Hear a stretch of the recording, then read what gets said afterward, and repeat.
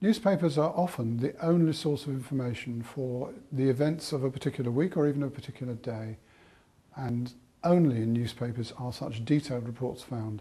You can find reports of people's activities and lives in census documents and other manual records that are now being digitised, but only in newspapers could you find stories in detail that give a lot of information about a particular person or a particular event around that person. All the newspapers had birth, marriages and death columns, so they will be a prime target for many, many users who are interested in family history. But it goes beyond that.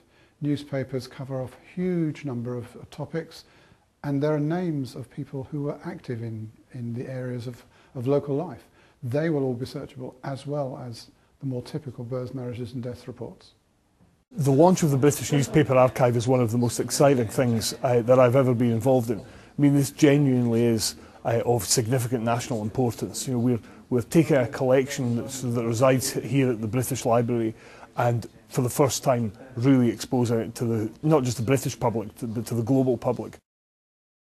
Within the pages of the archive, you'll find all areas of human life represented, from the big political and news stories of the day, right down to really kind of local events that may seem unimportant in the global scheme, but to individuals who are researching certain areas and certain times will be absolute gems that they would never be able to find otherwise in any other source. The British Newspapers Archive is going to be a tremendous resource for all kinds of people, from serious researchers right the way through to those interested in family history.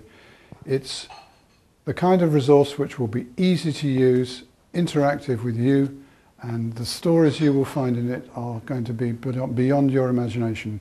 We do have just so much content in here, and it's never been made available in this way before. There have been individual archives for newspapers before, but never really such a strong collection in one place. And because of the unique partnership between brightsolid and the British Library, I think we've got something here which will grow to be of significant importance, not just now but into the future.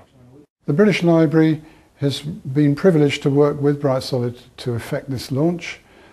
The excitement is around the quantity that is being launched very soon, and the sheer geographical coverage, which has not really been apparent before to users.